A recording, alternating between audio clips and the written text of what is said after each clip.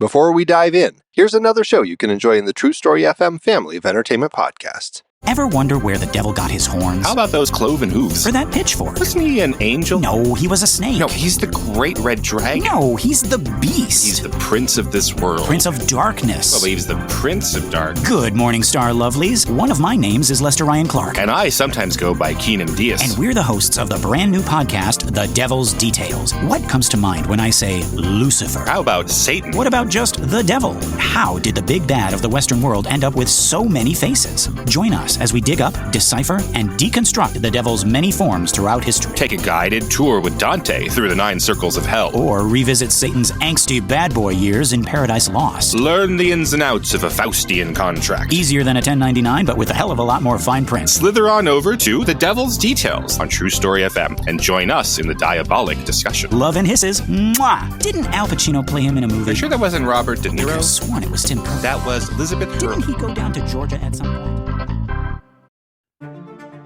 Hey, psst. Hey, you see that Snickers over there? If no one's looking, you should just take it. No! Don't listen to him, my son. That would be stealing, and stealing is a sin. Sin Schmin, it's a friggin' Snickers bar. You deserve to have it. Sinning really satisfies you. Repent, my child. Virtue is the only real snack worth savoring. For that candy bar is merely a gateway to nougat damnation. Has this ever happened to you? Listening to the devil on one shoulder and an angel on the other, and you're not sure what to think? Then we're here to help. I'm Pete Wright. And I'm Tommy Metz III, and this season on All the Feelings, we're examining the 7 deadly sins You know, the fun ones, and the 7 heavenly virtues. which are also a thing. Through personal stories, historical oddities, and way too much embarrassment, we take you on a thrilling journey through all the goods and the bads you hear about in church. But without all that pesky church stuff. So come join us for All the Feelings Season 9, a sometimes funny podcast about being human. All the sins, all the virtues. All in one place. Go to allthefeelings.fun to learn more or subscribe to All the Feelings wherever you get your podcasts. Game over.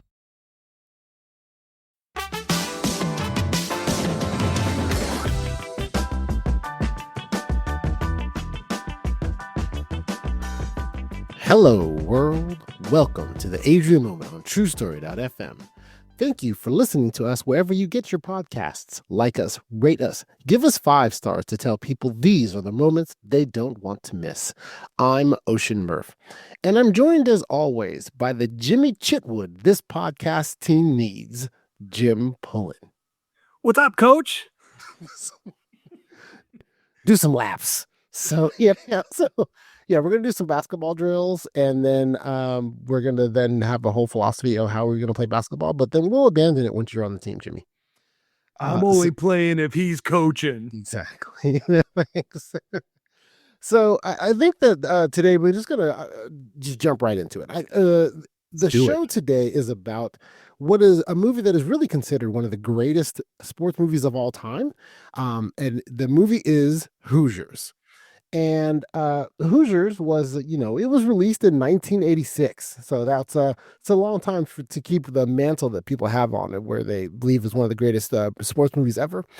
Stars Gene Hackman, Barbara Hershey, Dennis Hopper, who was actually nominated for an Oscar for this film. It's amazing. He's amazing. Yeah, it is. Well, it's amazing in 2 ways. There's one where I think it's amazing he got nominated for an Oscar for this, and then and then the other part is amazing. I'm like, okay, maybe I get it. I don't know. There's also like other character actors in it that you have seen but cannot name, like Chelsea Ross or Robert Swan, who have, there are these character actors that have been in a lot of things that you've seen, but you never know who they are. And that's really the overall cast of this movie. And then it's directed by David Anspaugh, and it's written by Angelo Pizzo. You know what? I assume it's pronounced Pizzo, because it's spelled like pizza, but just an O instead of an A. But so that's how I'm going to pronounce it. If I mispronounce it, I apologize. And you got to get a fact checker on that one. Exactly. Yeah. Well, you know what? We'll get our crack research staff on it, and they'll notify us by the end of the show. And the IMDb tagline of this movie is "A coach with a checkered past and a local drunk train a small town high school basketball team to become a top contender for the state championship in 1950s Indiana. Had you ever seen Hoosiers before? And if so, what did you think of it then versus when you saw it now? Yes, I had seen it numerous times as a young boy. But it had been a long time since I've seen it. Probably since like maybe my early teens was the last time I saw it, like talking like 13, 14. So yeah, like 30 plus years since I've seen it. Had different impressions, definitely different impressions. Maybe it's because earlier in my teens, it was closer to the 80s and, always loving that type of storyline that this movie is, the David and the Goliath type of storyline.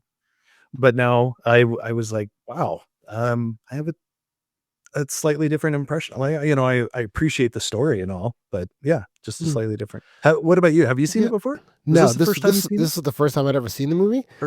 Yes, it's the first time I'd ever seen it, and I do find it interesting that the thought of that it is that you would think of it as a David and Goliath movie, given that I don't feel there's a real Goliath. The Goliath to me is an idea more than a real thing, because it's just they're a small town and they've never made it. It's not.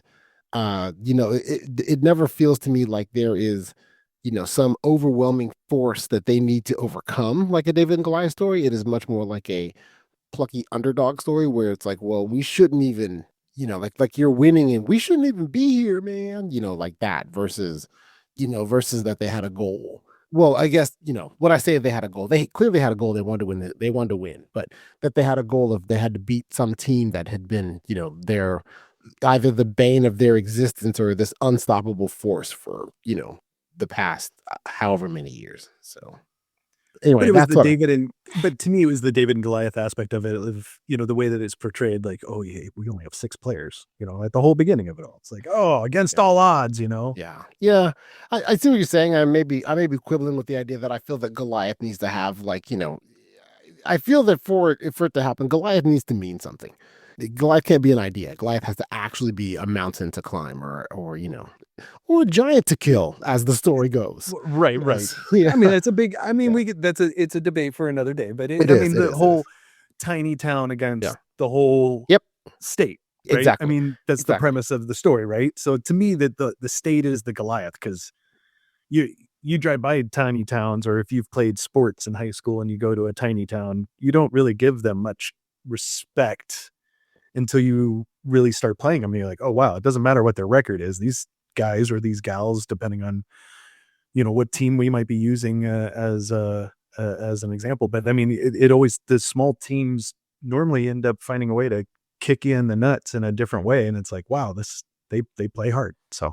Yeah. And I think that too, some of the things that is definitely lost or different as far as when you think about high school sports now. Most high school sports are broken up into classifications where small schools are together, big schools are together. That's who they play for state championships. And this is in the 1950s in Indiana. They did their basketball tournament was just one tournament for the whole state, regardless of the size of the school. And interestingly, my father, who grew up in Indianapolis, Indiana, once told me about how he actually watched this game, at least the final game. He actually watched it when it was happening, live, and he would have been, oh goodness, the actual game.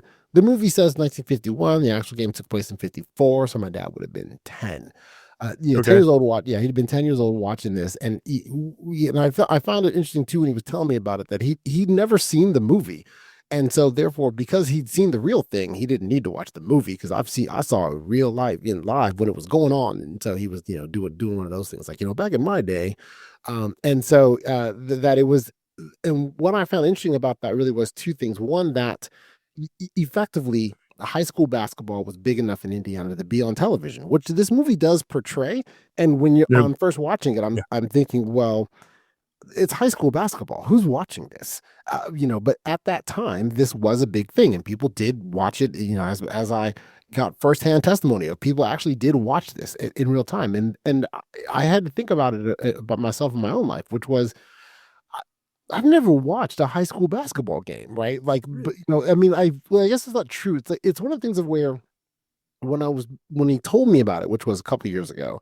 I had never really watched one. And then, I have having high school age children now, I have my son has a friend who's on the basketball team. So I've actually gone. So literally within this year was the first time I actually watched a high school basketball game. Wow. All right. And I was, kind of just curious about that idea, whether or not maybe am I strange or is that normal, where it's like, so like, have you ever watched a complete high school basketball game? And then like when you did, were you related to anyone on the court? Because I did it because I was an adult and my kid's friend was on the team. We were kind of supporting him. If he's not out there, there's no way I'm watching this thing.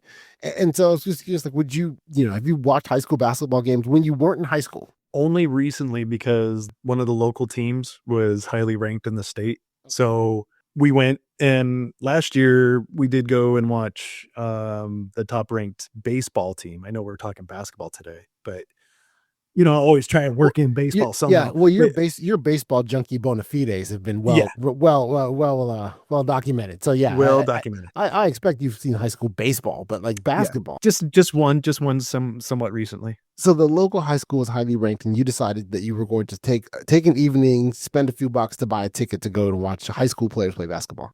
Yeah.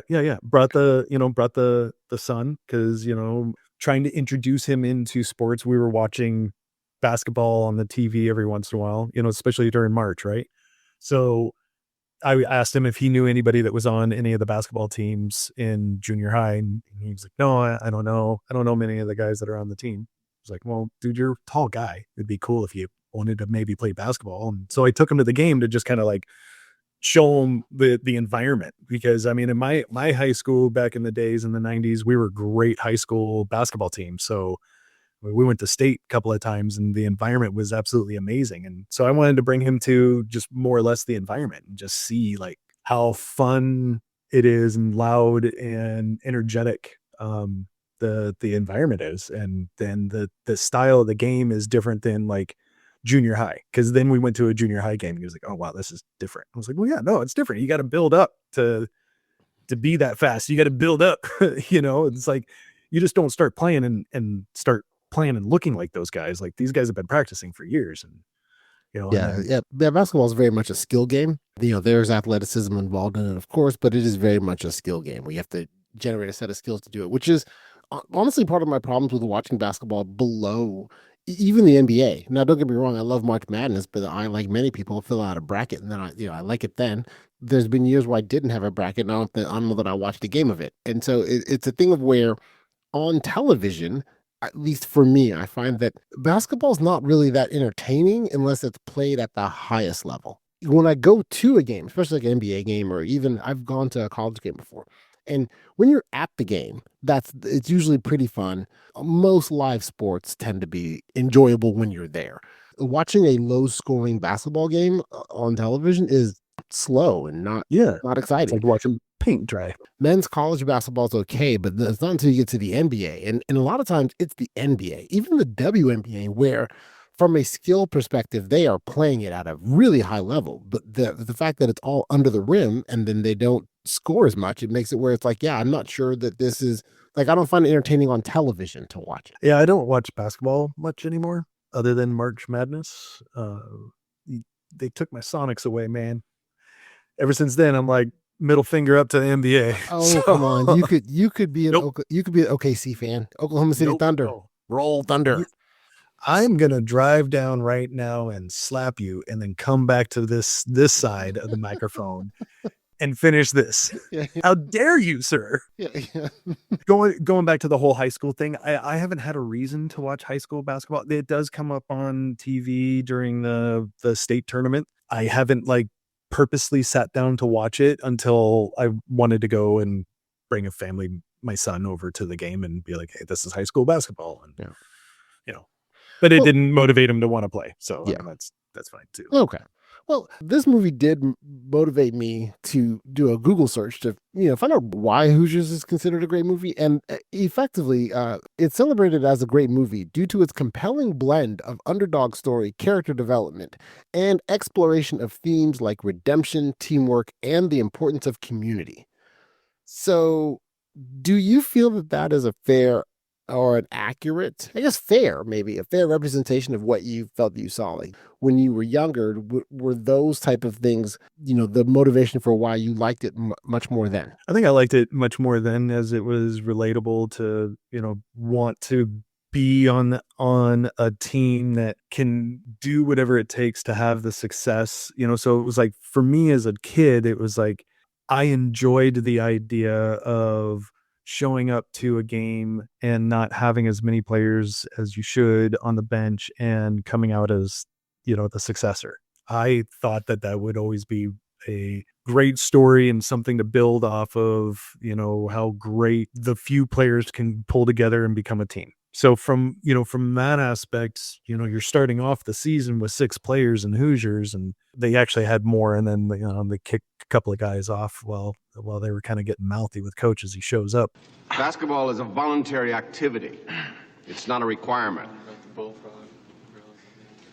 Any of you feel you don't want to be on a team, feel free to leave right now. Did you hear what I said? Me? Yes, you. Sure, I'm just curious to know when we start. We start when I say so. Okay, would you kind of let me know? Because I'm kind of getting tired of standing.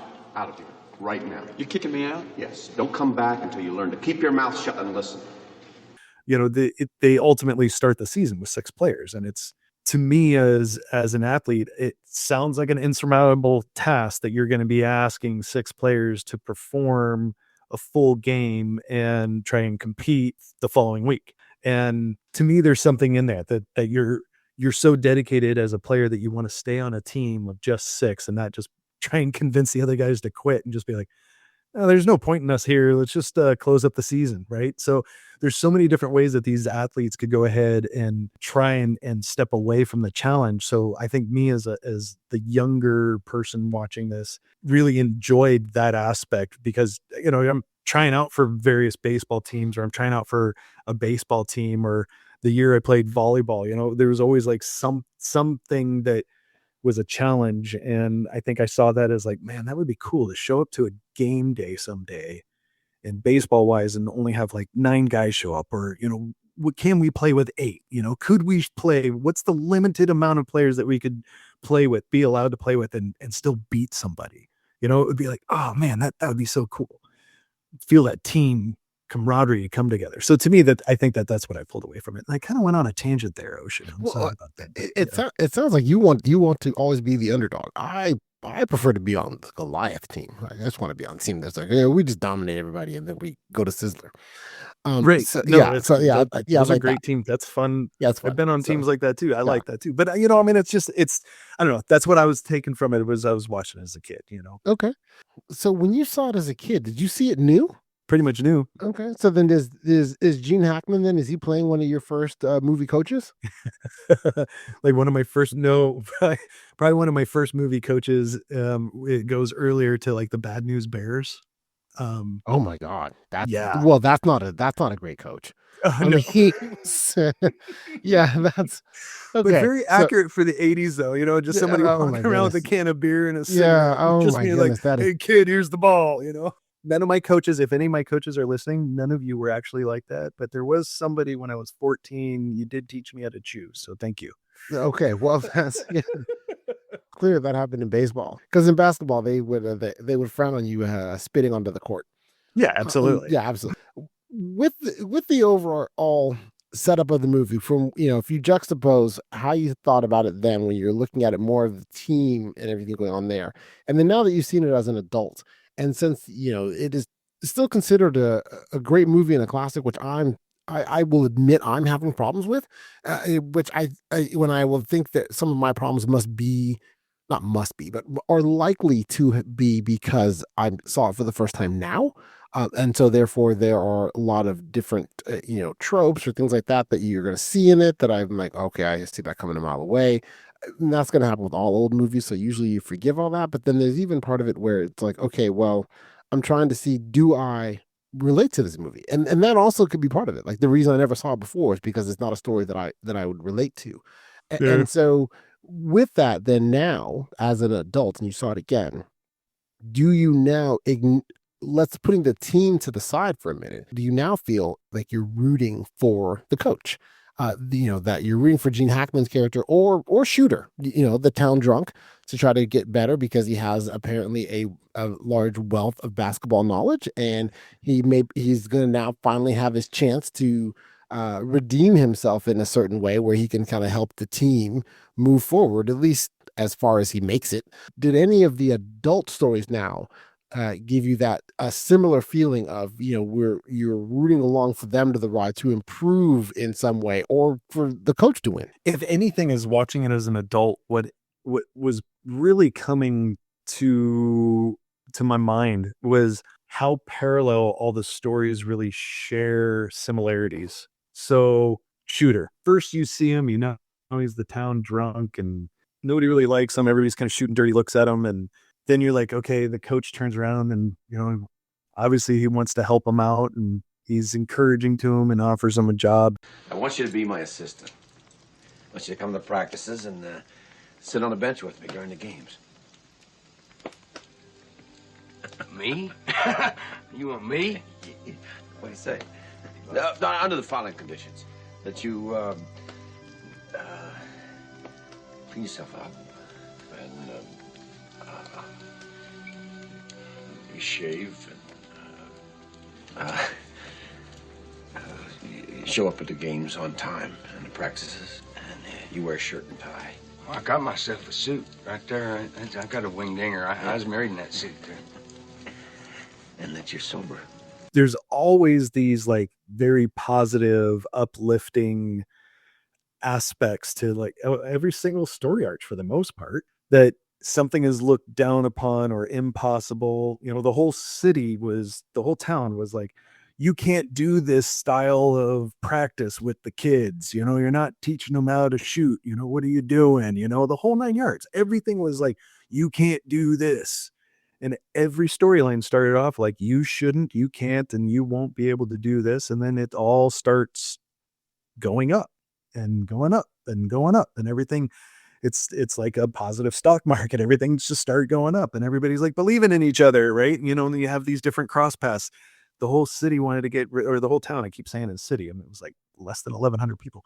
The whole town wanted to get rid of the coach because they weren't shooting at the games and they weren't doing like typical basketball things, and everybody voted against him. And then Jimmy's like, oh no, I'll play, but only if he's coach. And then everybody's like, yeah, no, yay, let's keep the coach. Another story arc of positivity. And he in the relationship with the teacher, she started off all just like aggro at him just right out of the gate because he's the new guy, and you have all these expectations, and then they're kissing in the field. I mean, it's like, well, yeah, every single one of those, and he was all involved in it too. But I mean, it's like every single one of those, it had like this cheesy, to me, it was just, as an adult, I'm looking at it, I'm like, man, every single one of these little positive little arches is just like this big cheese ball rolling up a hill to me. Maybe it's because I've seen it so many times and I was willing to pick it apart more so this time, but I didn't hit the same way as an adult.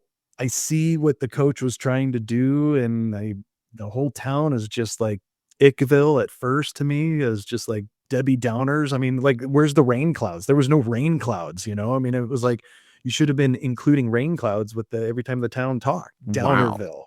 And then it slowly arched up, it's like, hey, we trust the coach now because thank goodness Jimmy's here. And it's well, look, from those things, there were two, I guess I'll touch on two things that I think that I will admit did work for me, even though it worked for me in a way that I was willing to accept what the movie was.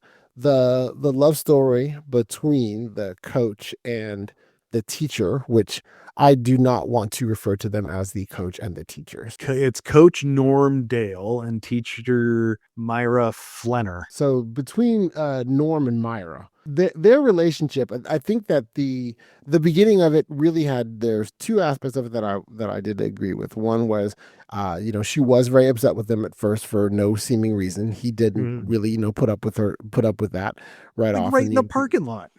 He just rolls up to work day one. Yes. Well, I mean, that happens because the movie needed to have the conflict early. And so the idea of that she understood, hey, a guy in his 50s is coaching here, is only here for, either because you can't hack it, or you like something was like you had a problem, you couldn't hack it, or because you're going to then move on, right? So yeah, whatever she said. So that that to me was a good encapsulation of why he was there, because the thing is, she's not wrong. He's there because he had an incident in Ithaca in New York, and he hit a kid. No one would coach him. He was anathema. He then went into the Navy for 12 years, which we're going to put a pin in that, because that was something that I thought that was a little bit weird to me, at least the way it was handled in the movie.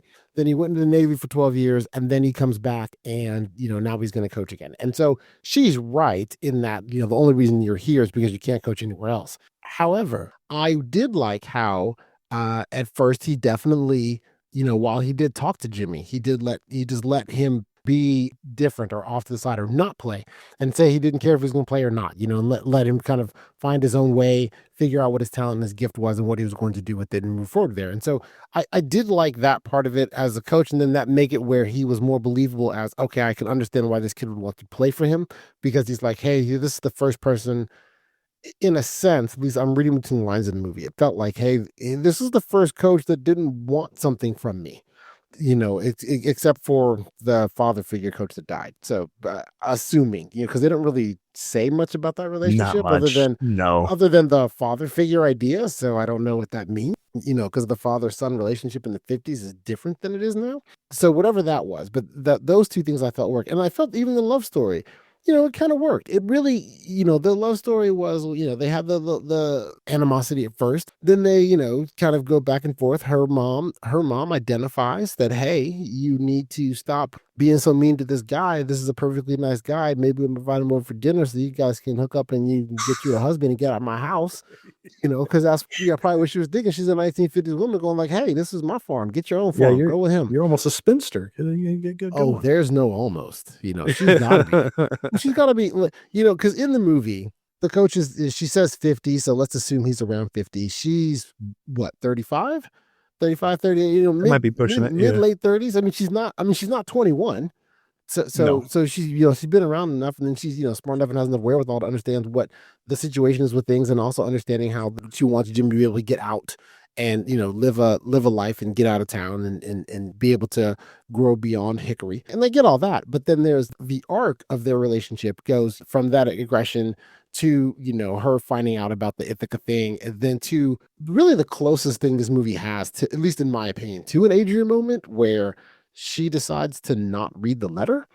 And that is, in a sense, where you could say that, okay, well, it is her way of kind of saying that, well, I could have killed your dream and everything right here, but I decided not to because I'm now starting to like you or something, right? But then at the same time, 2 seconds later, your whole thing about Jimmy's, there's an aspect of an Adrian moment where it's like, well, we're giving our hero the permission to do the thing that they want to do anyway. Well, that straight up gives them permission because they voted him out. And then Jimmy's like, I'll play it. And they're like, all right, revote. But either way, that little scene there kind of captures it. And then from there, the coaching team is starting to do well, blah, blah, blah. She's showing up to the games. And then the only part of it that kind of caught me off guard in a weird way was when they kissed. The movie did a really good job of kind of portraying that, of course, they have the will they, won't they, and everything kind of keeps going. But then when they kissed, it was kind of like, I don't know, it just felt out of place. Cold. It just felt out of place. It was kind of like they could have just held hands and looked at each other longingly, and then that would have been enough. But the kiss thing was it was just weird and oddly done. All of that arc of the movie, my long-winded way of saying that, that part I was okay with. I felt that they, for a movie of this time being made in the 80s, I was like, okay, that seems to be fine. See, the problem I had with it was the feeling of the 80s influence on the relationship that was supposed to be represented in the 50s. In what way? Well, initially, the age difference was something that irked me a little bit. Okay. That did kind of bug me. The one fact also that kind of irked me was just his character laugh. Like every time she would just be like digging into him, he's like, and then like say something like a nervous tick of his laughter. Yes. Yeah. Right. So reflecting back on it, and I thought about it a lot. I'm like, why did that bother me? Why did it bother me? And I think it's just because it almost like a nervous tick, and nothing against ticks or anything like that, but it just like his character just like with some like little psychopath laugh walking away. But it was just almost like he knew that he was going to end up with her. So it was just like, oh, okay, well, I like all your spice and vinegar or something type of a laugh. So I've tried to sell myself on that there's a reason for the laugh, but it's just like his laugh and his gestures towards her really never made me feel like that relationship should happen. But the kiss just looked and felt like I was watching a brother and a sister being asked totally. to kiss. Yes, The kiss was ick. Yeah, they really just could have like, just give the kiss. yeah, Just look at each other longingly, maybe hold hands, and we're good. That's all we need. The kiss was weird. So looking back on it now, do you feel that the age difference thing bothered you just because of the idea of the age difference of the time, or because Gene Hackman looks like he's 80 even when he's not? I think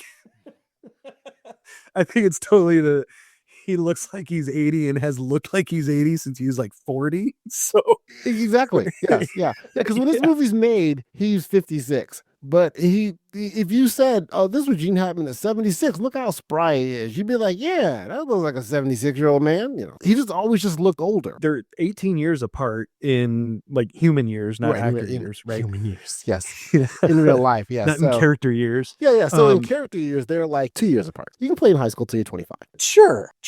But then he goes away for the Navy for 12 years and he's 50 something as a high school coach. So yeah. That math works. That's mathin'. And we'll be right back.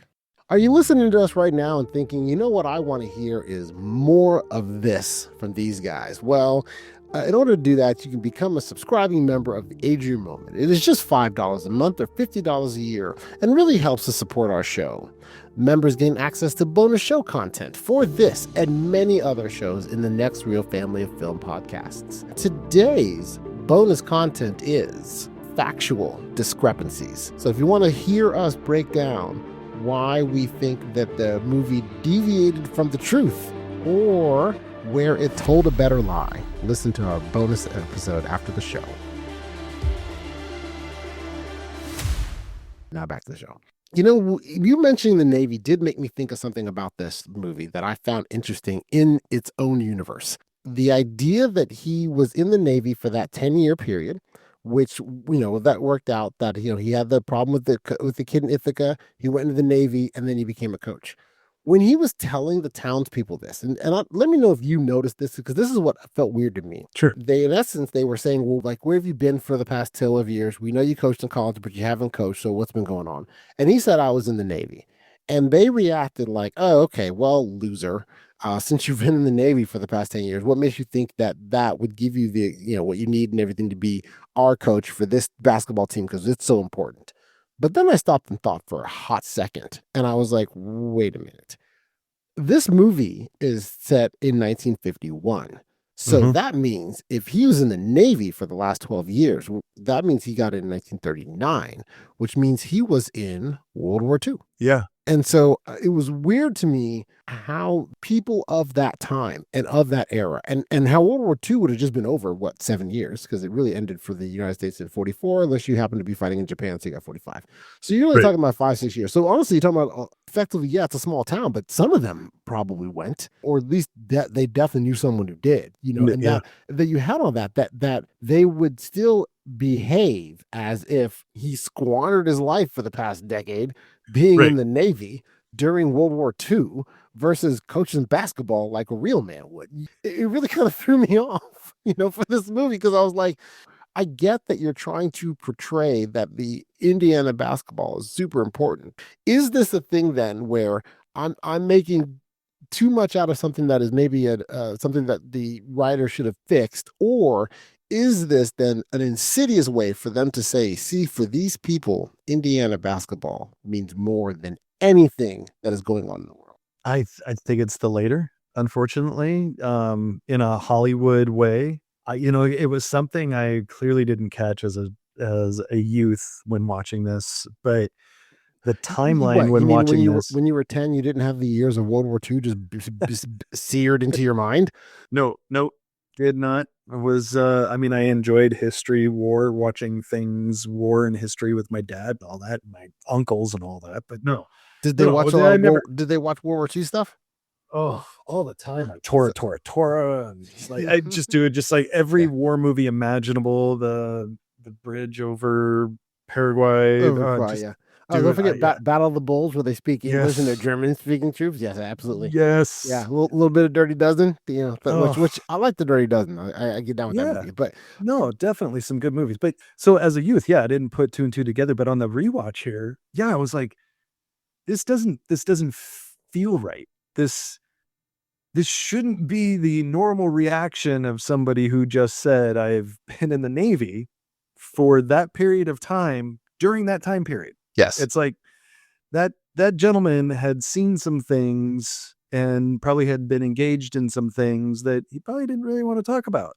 And, so just to kind of like nonchalantly like, oh, okay, yeah, loser, that was a horrible choice. Exactly. You should have been no, thank you for, thanks for saving the world and thanks for, help protecting our borders or nothing like that. Just like, all right, so what are you going to do for the basketball team? Protecting our borders? So, we might need to talk about World War II. It wasn't an invasion of the United States. No, dude, I know. I'm just saying, in the time of war, they're still out there protecting our borders, and there's the whole, anyways, yeah. So yeah, no, I found it the same way. A little, maybe not off-putting, but just a little like Hollywood magic in a weird way. And I like the way that you put it. I didn't actually equate it while I was watching it, but the way that you equated it, it's like the exclamation mark of, this is Indiana basketball, and this is how important it is, and this is how important this particular team is to all of Indianans. Yeah. Well, I guess then speaking of, before we start diving into the basketball portion of the movie, then what were your impressions of Shooter? Right? Because I don't want to leave out. I mean, if Dennis Hopper's going to get nominated for an Academy Award for this, like, what was your impression of the character? Like, and I'll start with I'll just open up with my initial thing. One, it really felt to me like he was unnecessary. There is the idea of that you're trying to, I think, make the coach seem like a more relatable character, and it's a way to then, that he's going to then include himself and ingratiate himself in the town by giving this guy a chance and showing that what kind of a great guy he is. There's some of that, but I don't need the coach to be a great guy. And then two was, the movie felt to me like he was setting up, in a sense, a successor, so that eventually he'd be able to go on and do whatever the next thing he wanted to do. When in reality, it wasn't that. It was much more of, he was just trying to be a good guy, and then the guy just ends up in rehab, which was a really serious rehab he was in. But he ends up in rehab listening to the game on the radio.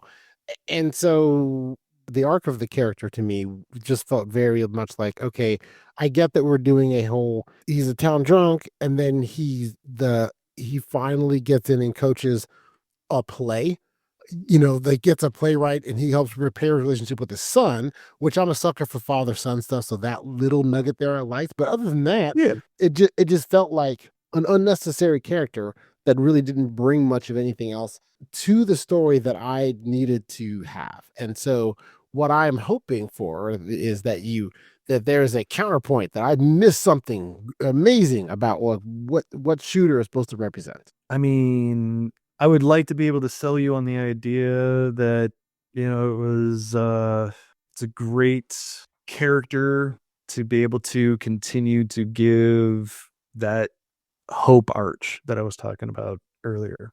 Here's somebody who's that annoying drunk in the town. Every town has one back then, apparently. I mean, how many older movies there's always like some drunk? It just always seems like there's like the town drunk. The original town drunk is Otis from the Andy Griffith Show. He is the alpha and omega. That is the king of the town drunks.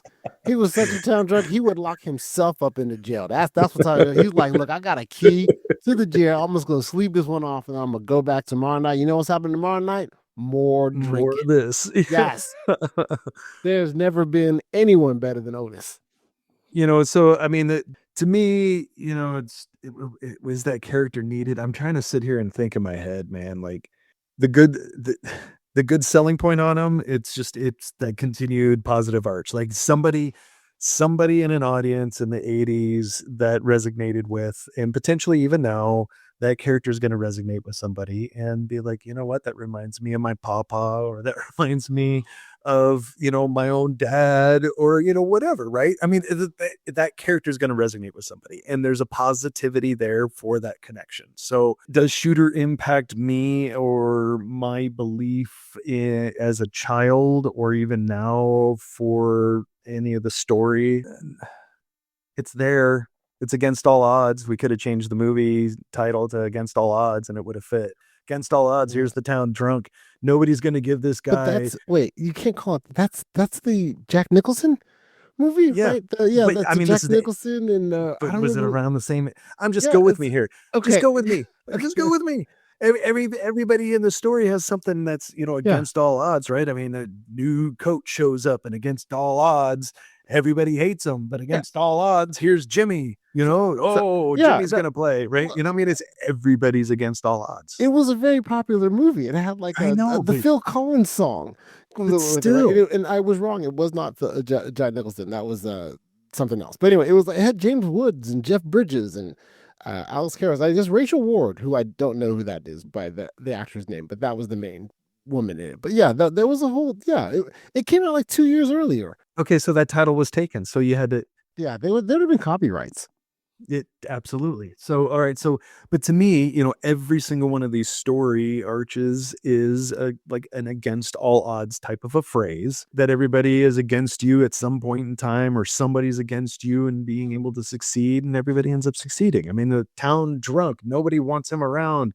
Here, don't give this guy money, or his own son comes and takes money away from him so he doesn't go and get more booze. So from early on all the way to the end, it's like, against all odds, nobody likes you, you're new. And then at the end, yay, we won, everybody loves you. And Shooter, now, oh my gosh, now you're not a drunk, and now you're an assistant coach, and your son loves you too. It's like against all odds. All right, to me. well, So if I remove Shooter from the story, like, how much of an impact does he have to the whole umbrella of Hoosiers? He doesn't have any impact to it. It doesn't have any impact really.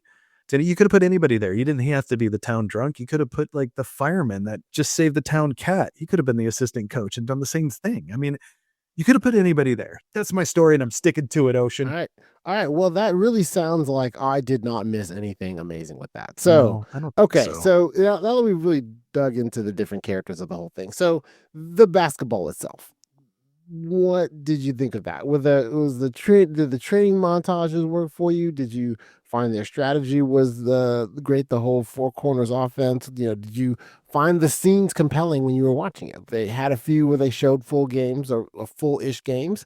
Then, when Jimmy comes back, and we can talk about the change in the offensive strategy when that happens, they then go to where it's more of a faster paced style of where they're just showing movies and, they're showing it in highlights. And so did that kind of ramp you up for when they start showing the highlights with a few scenes here and there, and then they're going to the tournament and all that? Like, how well do you feel that the sport was displayed in the movie? Full disclosure, I've never played organized basketball, but what I believe I saw was a good representation of various training methodologies for, trying to gear up high school students in the 50s for their season. It's nice to see at the beginning of the season that you see that there's training, and then you go into games, and then there's, some game highlights and some little game clips throughout their season, and you get into the tournament. So I mean, to me, I feel like there was a real good visual representation of basketball in the 50s, and with some drills that, sure, putting chairs in the way of somebody and asking them to dribble in the middle of the chairs or around the chairs. Had it been done before that movie, maybe not. I don't know. I never played organized basketball. I played organized sports, but I've never participated like in a baseball or basketball or lacrosse or anything else where like somebody's like, here, let me take these chairs and we're going to dodge these chairs.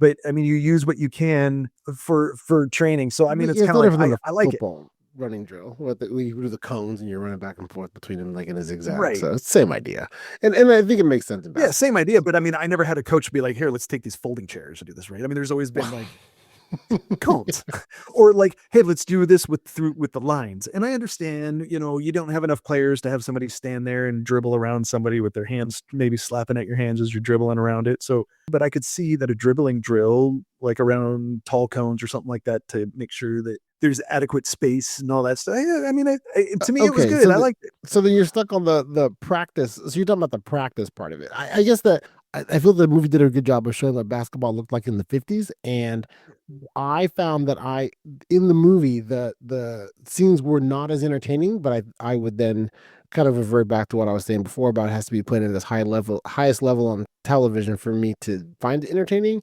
And I mean, they're not trying to show that. They're showing high school basketball. And this is high school basketball in the 50s. So this is no shot clock, no 3-point shot. So, it's a much slower game. And over time decided to forgive it because I'll be straight up honest with you. The first thing I thought of when they first started doing their montages, I was like, well, this is nowhere near as good as the end of Teen Wolf. I was really like just into it. When he comes back, he's not, Michael J. Fox, he's not going to be the wolf. He's going to play as himself. And then they have the last game against the team and they're going to win and all that and everything. I was like, yeah, I was into that. This movie, I was like, okay, fine. Yeah, so I think that they did a decent job. Exactly. You're cheering for him to be the wolf. I wanted him to be the team. Oh my God, he'd been the wolf. The wolf had played. Now he was going to be the team. And I do not remember the character's name. I just remember that the girlfriend's name was Buffy, which I always thought was weird. But anyway, getting back to the actual Hoosiers. So the basketball stuff I thought was this, I thought it was a very good, well done representation of what was there at the time as far as what basketball looked like and, how they progressed through to going through up to the championship game. But there was one other aspect of it in the basketball that I yelled out about during the tournament, yelled out about when the movie happened. And that was, I think that's a slow clap. And I was, when I saw the slow clap, one of the first things I even thought was, is this the first slow clap in movie history? Drum roll, please. I hope you know, because I didn't think to look at that, and I'm so excited for you to tell us the results of is this the initial slow clap?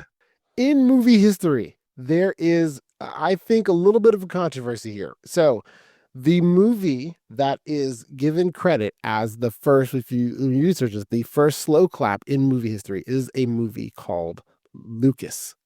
Now, Lucas was a movie where it's I think he plays football in it. Yeah. Lucas plays football in it, but it's really more of a love story movie. It's not actually about the sport of football. It is more about like Lucas is a kid who's like his two best friends are falling in love and he's in high school and so they're having problems. But that's what it's about. And so at the end of that movie, there is a slow clap. However, Lucas came out in 1986, which is the same year as this movie, but Lucas came out a few months earlier because the Lucas was released in February of 86, where this movie was released later in the year in October. And so it's one of those things of where it's like, well, yeah, who shot first? Right, it came out first, but movies being movies, you're kind of like, well, that doesn't mean this is when they were made.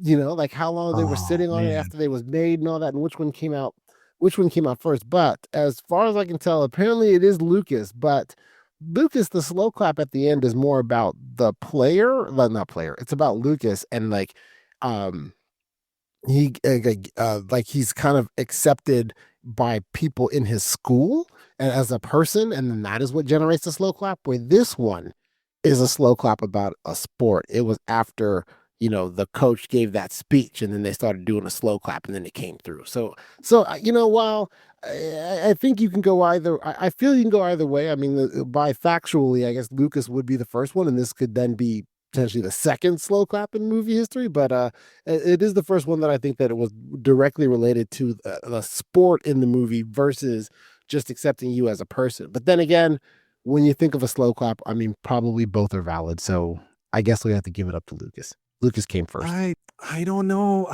I mean, I get it. Maybe so. It's same year, couple months release. It's not like you could write in a slow clap and then like cut that scene because you just saw it on Lucas. Something literally did come first.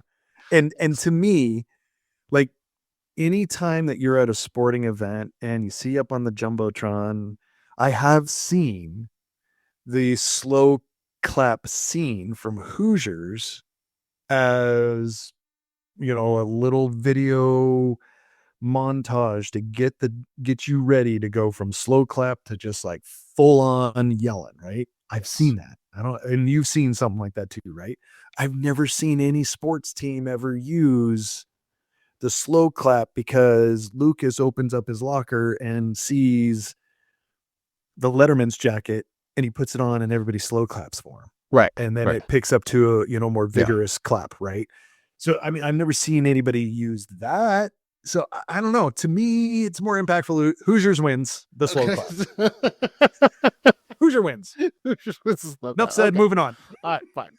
And I will correct myself for a hot minute. Lucas came out in March of '86, and Hoosiers came out in November of '86. I was off by a month each way, so really time frame wise, it's the same. But yeah, so okay, fine. I see your point, but I don't know. I guess while I it's agree, a different slow clap intent. I understand. I agree with you. I want Hoosiers to be the first, but I just don't know. I think that I can't ignore that Lucas exists as a movie, and you know that does have a slow clap, and they, you know, so I don't know, but you know, don't get me wrong. I definitely agree with your sentiment. I'm with you. No, I appreciate you recognizing the Lucas. Okay, so I mean, really, other than that, there's not much else from here. They just go on and they win, you know, which you knew going in. There's a few little cameos here and there about people that, you know, were the guy that showed them around the arena was one of the players on the actual team, and then it's there. But this is really kind of like, okay, at the end they win, and that was actually part of it too that I found interesting. It was like when they win at the end, that's it. Right. There's no like, and then, you know, they don't even go in. Here's what happened to these people because like, they're real people. So like, there's no pictures. There's no pictures. There's no like, this is what they went on to do. No, there's nothing. Like even the picture at the end is still the actors. They don't actually show the actual team, you know. And so it's just like, oh, okay, well, they won.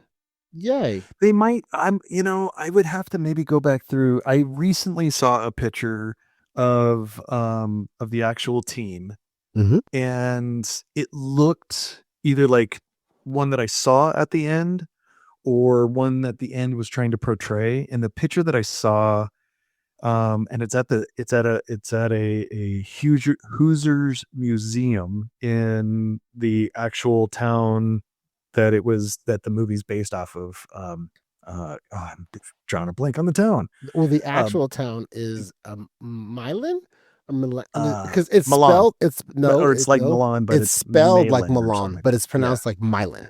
Milan. Yeah, it's not pronounced like Milan. Well, anyway, that was the thing that I felt like. Even at the end, I was like, well, I mean, usually in a sports movie, when they're basing it on real people, you then see, and they went on to, you know, be a successful car insurance salesman or whatever, you know, like it's something. Right.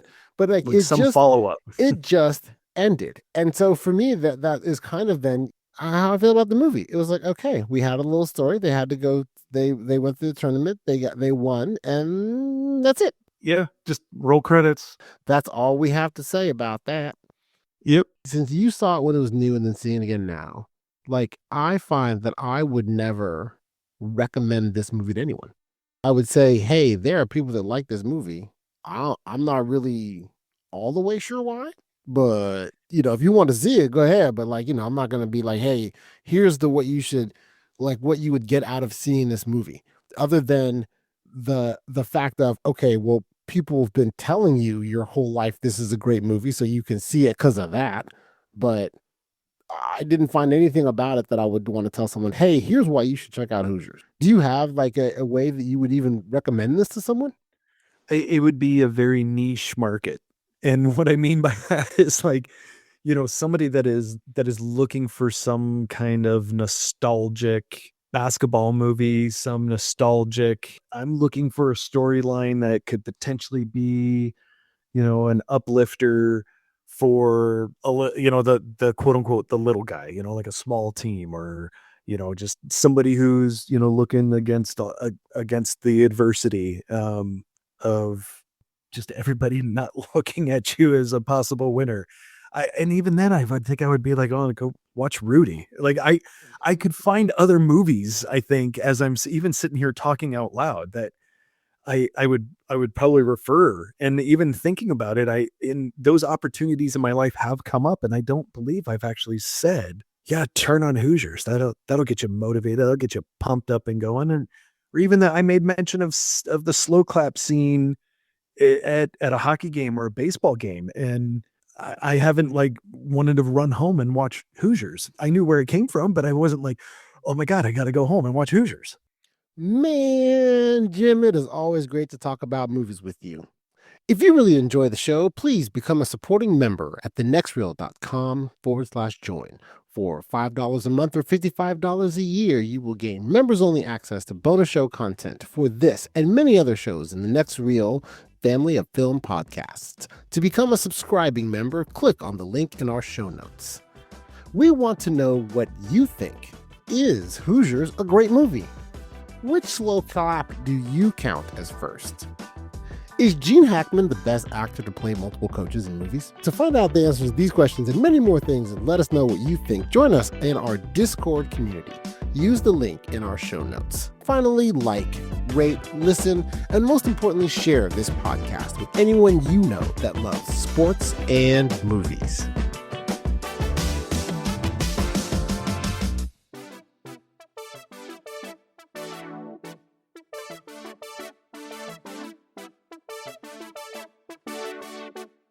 Click it and like it, download it. Click it, like it, and download it.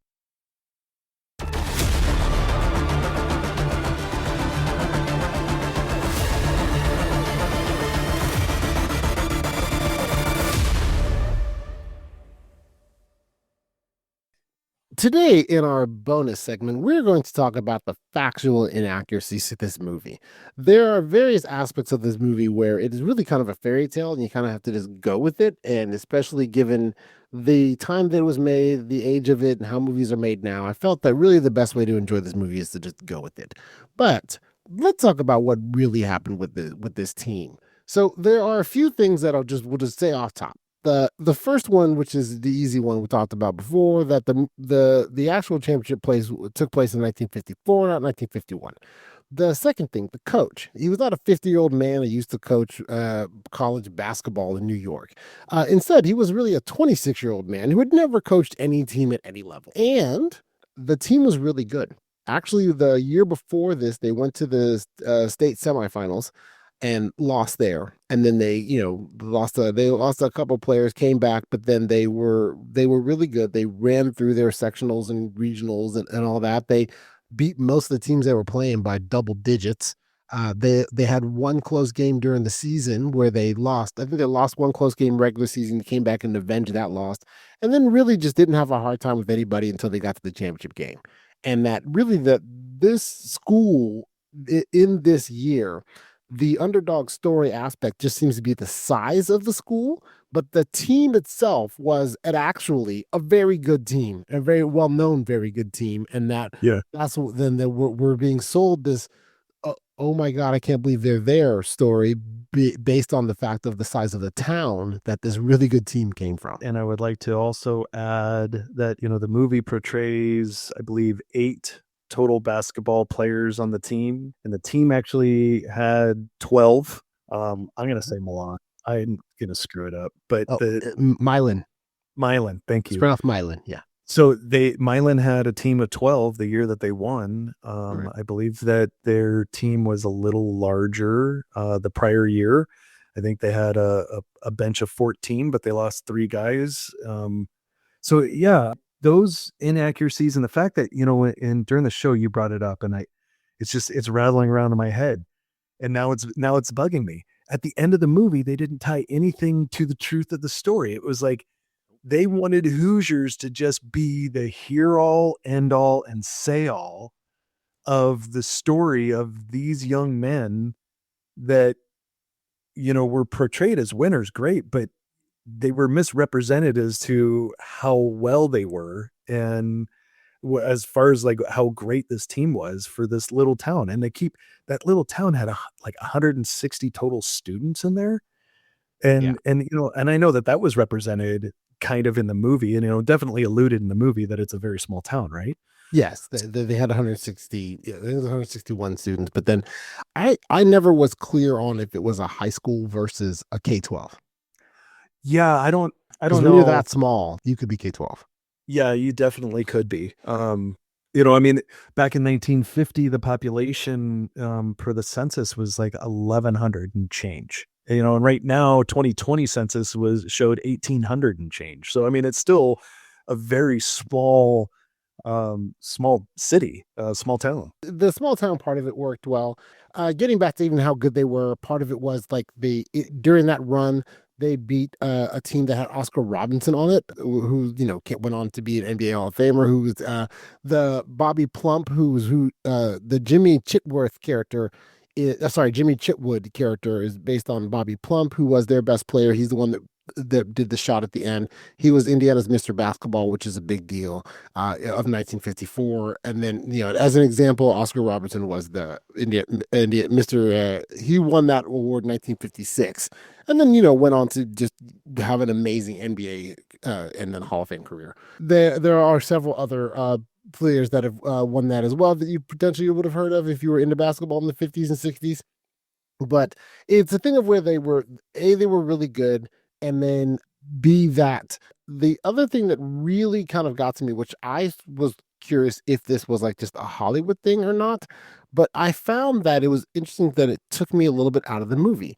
As far as players goes and everything, this is before integration of schools, but Indiana basketball teams, they did have typically a few white players, a couple of black players sprinkled amongst the majority of white players, just because you want to win. And so they would have some of that. So when Muncie had a couple black players, I was like, yeah, that's fine. I expected that. What bothered me was the black coaching staff. That in 1950, in this case, they're saying 51, but then even in 54, that the defending state champions would have a black head coach and a black coaching staff that had won a state championship in Indiana. Would be such a huge deal that, that would almost be like one of those black history moments they teach you in schools. In the final game, more than anything else, was like when I felt like, oh yeah, this is not the real story. This is like inspired by a true story, but not based on one, because it felt kind of like an interesting, like a Hollywood woke thing, and which is weird for me to say, because I'm like, yes, let's have more black people and people, let's include everybody. But then it just felt kind of like a weird early 80s, like they're trying to make a statement without making a statement by having the coaches be black, even though it's like, this is not, you've been kind of true to form everywhere else in here. It's the 1950s. Look, we get it. In the 1950s, you didn't have a bunch of you didn't have black high school coaches running around, basketball coaches running around, and then that's fine. But it felt really weird to me and really off that was the case. And I found it odd that I had that reaction, but that is where I started realizing, okay, that's not real. Alongside with as you were saying, they didn't do a whole, this is what happened to them. So that means that we're not even talking about real people. That's interesting that you picked up on that, because I was going to ask, because not knowing anything much about the 50s or in the area, and how race even is represented in Indiana. But I'm looking at the movie, and I'm looking at it like, okay, it's a small town. So is there going to be any black people in this small town, right? Is there any people of color in a small town? Most likely no. There's right? probably not any black people in that town now. Well, and I mean, from what I saw on the census report, the 2020, you're right. It's like I think it was 99.3% white. not that there's a big sense. The bigger census was only done on like cities of 10,000 or more in the 50s. So there are some race numbers that were collected, but it wasn't like you could go and say, that city had this many Black people, Asian and other, because I mean there wasn't many columns in the report that I saw. I ended up kind of finding some numbers, and then even then there was more Black people in the area then than there is now. But I mean, it was like the 50s, right? And there's still segregation. So it was like, would the little cities have, from what I know of segregation, would they have like the white entrance and the Black entrance, or yeah, absolutely. Even in the little cities still. Right? Yeah, okay. Well, So, I mean, yeah, you'd have. Well, I don't know that it'd be as prominent in a small city because they wouldn't have that many the people that weren't resources white. and stuff. Well, no, they wouldn't have people that weren't white. So if you have people that weren't white, sure, but like in a small town, that's going to be homogenous. I mean, that's that aspect is true to today. You go to small towns, I mean, it's mostly going to be racially homogenous. So, I was trying to figure out like, well, how come I don't like feel any of the cues? But then, like the movie isn't about that. But then at the end of the movie, I'm sitting there, I'm like, I haven't seen any Black people in the movie until like the tournament. That I would expect.